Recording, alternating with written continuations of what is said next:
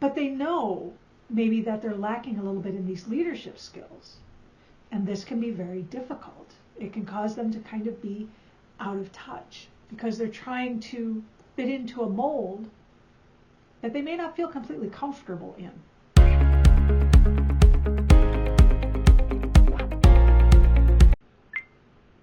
Hi, and welcome back to the Empathic Leader, where we talk all things empathy and EQ and how to apply them in today's organizations through leadership. I'm Dr. Melissa Robinson-Winemiller, and I'm so happy to have you here again. We are working through my book right now, which will be coming out in September, because I want to give you guys a little bit of a flavor of what's going to be in there. But before we dig in, please like and subscribe so I can keep this channel going.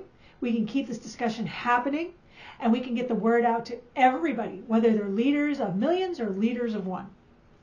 Doesn't matter. These are skills for everyone. So chapter 4, I actually spend some time talking about the next step. So last chapter we spent time on self-reflection, but once you figure it out, what do you do with it? The first place to apply it is to yourself. So what I spend time talking about in this chapter is self-compassion and self-empathy. Now, self-empathy might sound like kind of a counterintuitive concept, because if, as we talked about, empathy is feeling what another person is feeling, you already know what you're feeling. Or do you? I know a lot of people in top leadership positions who tend to not feel what they're feeling. They're in the job, it's very high stress, there's a lot of responsibility, and they tend to be very hard-driven, hard-working people. They're what we would call highly self-actualized. So if you think of, right, Abraham Maslow's pyramid, the hierarchy of needs, and at the bottom you have like food and clothing and shelter and safety, and you go up, and at the very top is self-actualization. That's supposed to be what we're all striving for. That's when you know who you are and what you're about, what your ambitions are, what your loves are. You're able to take it to the pinnacle of whoever you are. So these are generally people that are very highly self-actualized. But because of that, they take these things very seriously, whether it's the responsibility, whether it's the weight of the job, whether it's all of the people that they're taking care of. And in the process, they kind of forget about themselves. The other thing that tends to happen to anybody in any leadership position at any level is they may not be in that position because they're the best leader. They may be in that position because they were the best at what they did. The best salesman, the best lawyer who got the biggest clients, the best physician who did the best cardiothoracic surgery. Who knows? But they know maybe that they're lacking a little bit in these leadership skills. And this can be very difficult. It can cause them to kind of be out of touch because they're trying to fit into a mold that they may not feel completely comfortable in. This is why I talk about self-empathy and being able to be in touch with these emotions and understand that it's okay to be a human being, that you're not going to know everything. You're not always going to show strength. Things are going to happen.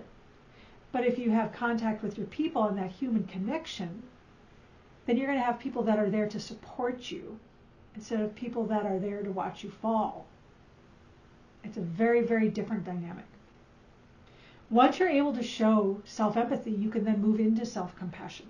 And by self-compassion, right, empathy is what you have. You're just feeling that feeling with someone else. Compassion is the action that happens as a result of empathy. So now we're getting into the actionable part, which is what we talk about in this book. It's not about having, it's about doing.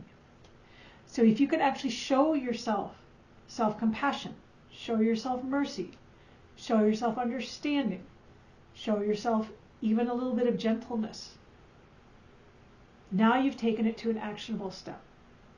And here's the thing. If you can figure this stuff out for yourself, you can start to figure it out for other people. You can apply it at home, then you can apply it out in the world.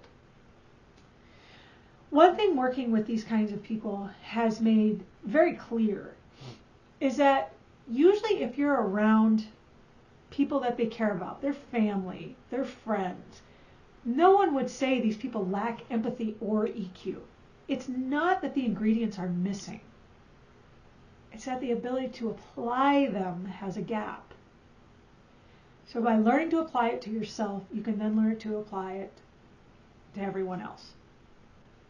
I call this chapter Charity Begins at Home, because you're starting with yourself. And to me, what that saying has always meant is that you start with your charity closest to you, to your friends, to your family, to yourself.